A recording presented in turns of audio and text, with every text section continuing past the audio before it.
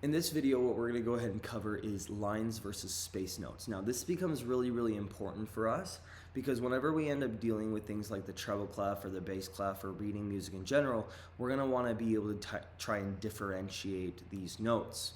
And you want to get really used to doing that. Now, one of the things that I will say is that as you're going through the lines or the spaces, that we're going to go ahead and identify the lines or the spaces, but I would also practice identifying which line or which space that we're on. One thing to always remember is that on the staff, which that's what we call, of course, the 5 horizontal lines, we call that the staff in music. We specifically have 5 lines. So we have 1, 2, 3, 4, 5. And then in between that, we also have the 4 spaces. So 1, 2, 3, 4. Okay. Now, please know that, of course, these are not the only places where notes can be written, right? So just be very careful about that. But when we're going through, what we end up doing is that here we just ask ourselves that question of, is there a line going through the note, like cutting through the middle of it, or is there not one?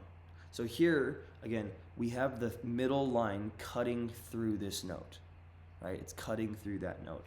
And so because we have it cutting through, this is what we would call a line note. Specifically, if you wanted to be even more specific, this is on the middle line or the third line. So specifically line number 3. And you can go ahead and write both things, but again, it's just a line note. And this is how the rest of this worksheet goes. Again, you can find this worksheet in the description through my website. But here again, what we end up having is that we have those 5 lines. So 1, 2, 3, 4, 5. And then when you have the 4 spaces, 1, 2, 3, 4. You'll notice that all of these lines and spaces are hand-drawn, which is a good thing. The reason why is because whenever I first created this worksheet, I wanted us to get used to differing distances, because not every single piece of music is going to have the same shape or sizing for all of the spaces and the lines.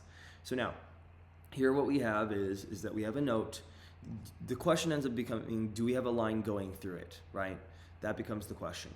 And in this case, no, we don't. We have a line underneath it and a line above it, right? But we don't have any line actually cutting through it. So here we have a space note. So this would be a space note. And specifically, this is on the space 4. So the top space, okay, space 4. Now, in terms of other ones that we have, there's one line note on this sheet that's a little bit different than the rest. So here again, we still have their same staff, 1, 2, 3, 4, 5 lines, and then 1, 2, 3, 4 spaces, right? But you'll notice that this note is not on any of the lines nor on the spaces. That being said, there is a line cutting through it. Now, this idea is what we call in music a ledger line. So L-E-D-G-E-R, ledger line. A ledger line specifically is whenever we have notes that are off of the staff. The thing is that with the lines and the spaces on the staff or in the staff, they specifically only amount to 9 notes, right? So if you had 9 notes for your right hand and then 9 notes for your left hand, that's only 18. And we have 88 keys. That's a lot of notes that we're missing. And so oftentimes we have these ledger lines to account for the ones that are missing. Now, again, because this has a line going through it, this specifically would be a line note. But again, we don't have to distinguish whether or not it's, line 1, 2, 3, 4, or 5, because again, it's a ledger line. It is off the staff. Now, for number 4, here we have, again, a note where there is no line going through it, but we have, lines underneath and above it, right? So here we would have a space note. And specifically, this is the bottom space, so it's space number 1. Okay.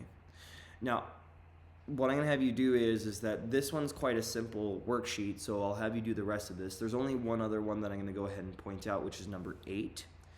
Number 8 is a little bit tricky, again, because it doesn't necessarily fit within the spaces. Whenever we first came up with the idea, and whoever came up with the idea of lines and spaces on the staff, they didn't really account for 2 notes that are technically space notes that can show up on the staff. One of them is this one that sits on top. The other one actually sits down on bottom like this. So it hangs off of the staff. Now, what's really interesting about these guys is that, again, you'll notice there's no line cutting through them, right? There's not a line cutting through them. You have this one where the line sits on like top of it, right? Because it hangs off, and then this one sits on bottom, but nothing cutting through. So these are both space notes, right? And again, the reason why we don't distinguish them is whoever came up with, the counting of the lines and the spaces, they only decided to count the spaces inside or in between the lines, even though we can actually have notes that hang off and sit above. In terms of the ledger lines, you can also have space notes.